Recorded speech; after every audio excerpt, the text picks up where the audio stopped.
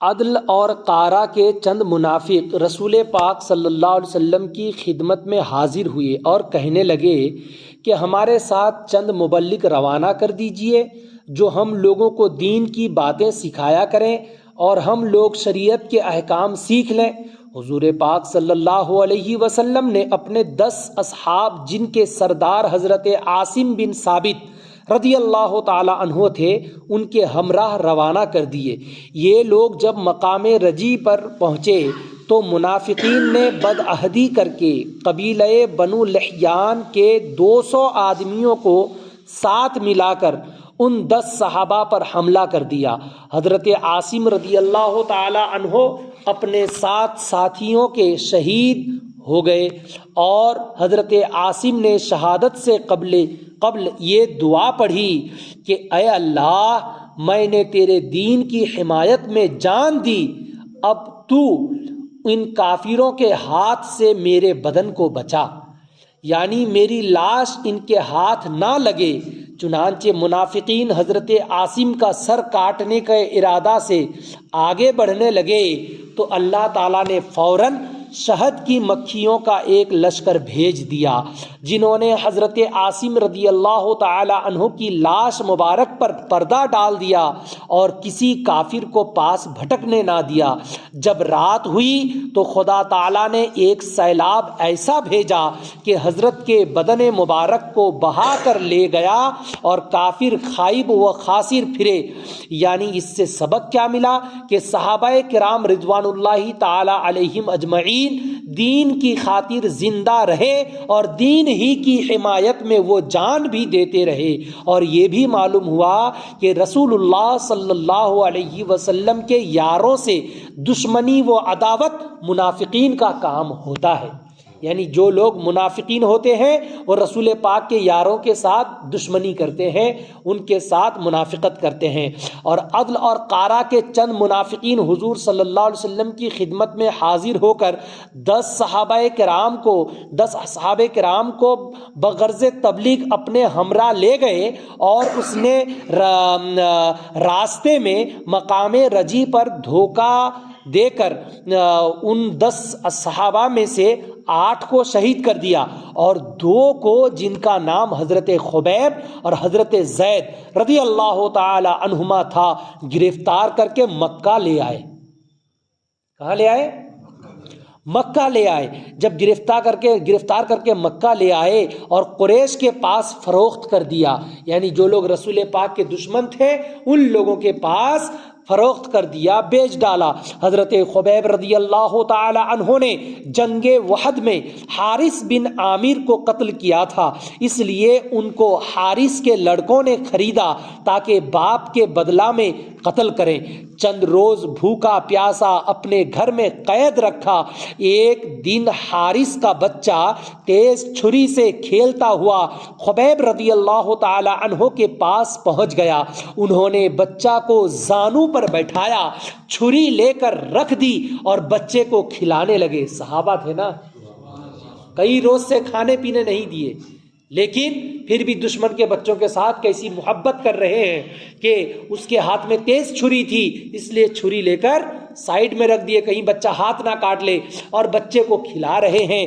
جب کھلانے لگے، جب بچے کی ماں نے دیکھا کہ اس کا بچہ چھری لے کر اس قیدی کے پاس ہے جسے چند روز سے انہوں نے بے آب و دانہ رکھا تھا، تو وہ کانپ اٹھی اور بے اختیار چیخ اٹھی۔ خبیب نے کہا، حضرت خبیب نے کہا، کیا تو یہ سمجھتی ہے کہ میں اسے قتل کر دوں گا؟ کیا تو نہیں جانتی کہ مسلمانوں کا کام عذر کرنا نہیں ہے؟ یعنی جو مسلمان ہوتے ہیں وہ عذر نہیں کرتے ہیں، جو حقیقت ہوتا ہے وہی پیش کرتے ہیں۔ خاندان حارث نے چند روز کے بعد خبیب اور زید رضی اللہ تعالی عنہما دونوں بزرگوں کو حرم کی حد سے باہر لے جا کر بارادہ قتل پھانسی کے نیچے کھڑا کر دیا اور کہا کہ اسلام چھوڑ دو تو جان بخشی ہو سکتی ہے۔ اگر تم چاہتے ہو کہ تمہاری جان بخش دی جائے، تم کو پھانسی میں نہ چڑھایا جائے، تو اسلام چھوڑ دو۔ دونوں بزرگوں نے جواب دیا کہ جب اسلام ہی نہ رہا تو جان رکھ کر کیا کریں گے؟ سمجھ میں آئی؟ زور سے بولیے سبحان اللہ۔ جب اسلام ہی نہ رہا تو جان رکھ کر کیا کریں گے؟ یہ ہم لوگوں کے لیے سبق ہے۔ بات سمجھ میں آئی؟ جب اسلام ہی نہ رہا تو جان رہے کہ کیا؟ تو قریش نے پوچھا کہ کوئی تمنا ہو تو بتاؤ، بیان کرو کچھ اگر تمنا ہو۔ تو حضرت خبیب رضی اللہ عنہ نے 2 رکعت نماز پڑھنے کی اجازت مانگی، قاتلوں نے مہلت دے دی۔ حضرت خبیب رضی اللہ عنہ نے نماز ادا کی اور نماز پڑھ کر فرمایا کہ دیر تک نماز پڑھنے کو تو دل کر رہا تھا، دیر تک نماز پڑھنے کو تو جی چاہتا تھا، لیکن سوچا کہ دشمن یہ نہ کہیں کہ موت سے ڈر گیا، اور موت سے ڈر کر یہ نماز میں طول کر دیا، نماز کو دیر تک پڑھتا رہا، اسی لیے نماز سے ڈر گیا۔ اس کے بعد قاتلوں نے، جب انہوں نے ایسا سوچے گا اس لیے سوچ کر حضرت خبیب رضی اللہ تعالیٰ عنہ جلدی نماز پڑھ لیے، 2 رکعت پڑھ لیے۔ اس کے بعد قاتلوں نے حضرت خبیب رضی اللہ تعالی عنہ کو شہید کر دیا۔ حضرت خبیب رضی اللہ تعالی عنہ نے پھانسی پانے سے قبل، پھانسی پہ چڑھنے سے پہلے یہ بات کہی، کیا کہی؟ یعنی اسلام کی حالت میں مجھے کسی طرح بھی مارا جائے، اسلام کی حالت میں مجھے پھانسی پہ چڑھا دو، گلا کاٹ دو، یا گرم پانی میں ڈبا دو، یا گرم تیل میں چھوڑ دو، اسلام کی حالت میں مجھے کسی طرح بھی مارا جائے مجھے کوئی پرواہ نہیں ہے، میں الحمدللہ بول کے جان دیتا ہوں۔ بات سمجھ میں آئی؟ اس کے بعد حضرت زید رضی اللہ تعالی عنہ کی باری آئی۔ آپ کے قتل کے وقت قریش کے بڑے بڑے سردار تماشا دیکھنے آئے تھے۔ ایک سردار نے بڑھ کر کہا کہ سچ کہنا، اگر اس وقت تمہارے محمد صلی اللہ تعالی علیہ وسلم تمہاری جگہ قتل کیے جاتے، اگر تمہاری جگہ تمہارے پیغمبر قتل کیے جاتے، حضور کا نام لے کے انہوں بول رہے دشمن، تمہارے محمد اگر قتل کیے جاتے اور تم بچ جاتے، تو کیا تم اس بات کو اپنی خوش قسمتی نہ سمجھتے کہ تمہارے محمد قتل ہوئے، تم چھٹ گئے، تم بچ گئے؟ کیا تم اپنی خوش قسمتی نہیں سمجھتے؟ حضرت زید رضی اللہ تعالی عنہ نے جواب دیا، سنو قسم خدا کی، ایمان تازہ ہو جائے گا۔ انہوں نے جواب دیا، مجھے ہو ناز قسمت پر اگر نام محمد پر، مجھے ہو ناز قسمت پر اگر ہو نام محمد پر، یہ سر کٹ جائے اور تیرا سرے پا اس کو ٹھکرائے۔ سرے پا یعنی پا کا یہ سر والا حصہ، پا کے انگلی سے تیرا پا مجھے میرے سر کو ٹھکرائے۔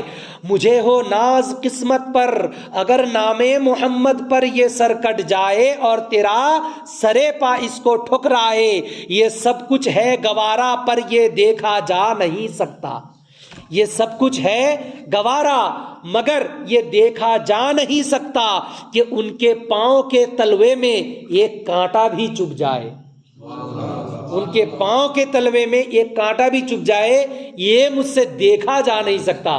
ان کے نام پر میں اپنی گردن کٹا دوں، میری گردن کو فٹ بال بنا کر تم کھیلتے رہو، یہ مجھے گوارا ہے، لیکن میرے پیارے نبی محمد عربی صلی اللہ علیہ وسلم پر میرے ماں باپ کی جان قربان، ان کے پاؤں میں ایک کانٹے چبھ جائیں، یہ ہم کو گوارا نہیں ہے۔ پھر اس کے بعد حضرت زید کو بھی شہید کر دیا گیا رضی اللہ تعالی عنہما۔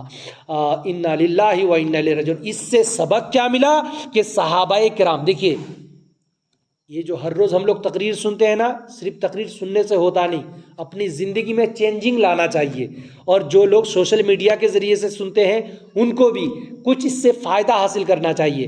آج کی تقریر سے بات کیا سمجھ میں آئی کہ صحابہ کرام علیہم الرحمت والرضوان کو اسلام، دین اسلام یہ جان سے بھی زیادہ عزیز تھا، جان سے بھی زیادہ پیارا تھا، اور انہوں نے اپنی جان اسلام پر قربان کر کے ہم لوگوں کو سبق دے دیا ہے کہ مسلمان کو مشکل سے مشکل وقت میں بھی اسلام سے منہ نہیں موڑنا چاہیے، چاہے کچھ بھی ہو جائے رسول پاک کے نام پر سب کچھ قربان کر دینا چاہیے۔ رسول پاک علیہ السلام کے نام پر ایک لفظ بھی سننے کے لیے یعنی برا بھلا سننے کے لیے ہرگز گوارا نہیں کرنا چاہیے. جب ان کے پاؤں پر ایک کانٹا چبھنا مناسب نہیں سمجھتے یعنی گوارا نہیں کرتے تو ان کے نام پر کوئی برا بھلا کہتے کیسے صحابہ کرام برداشت کر سکتے تھے؟ تو ہم لوگوں کو بھی ان کے نقش قدم پہ چلنا چاہیے کیونکہ ہم لوگ اہل السنہ یعنی سنی ہیں. جو لوگ سنی ہوتے ہیں وہ لوگ رسول پاک کے صحابہ کرام کے نقش قدم پہ چلتے ہیں. اللہ پاک کی بارگاہ میں دعائیں ہیں یا الہ العالمین حضور کی محبت میں جلا، حضور کی محبت میں اٹھا، حضور کی محبت میں زندگی دل جان و مال سب کچھ قربان کرنے کا ایمانی جذبہ اسلامی ماحول عطا فرما. اس کے بعد انشاءاللہ تبارک و تعالی کل حضرت کعب رضی اللہ تعالی عنہ کا دردناک واقعہ بھی سنایا جائے گا. یا الہ العالمین ان تمام چیزوں کو اپنی بارگاہ میں قبول و منظور عطا فرما. وصلی اللہ تعالی علی خیر خلقہ محمد وعلی آلہ واصحابہ اجمعین. آمین برحمتک یا ارحم الراحمین بحق لا الہ الا اللہ محمد الرسول اللہ صلی اللہ علیہ وسلم.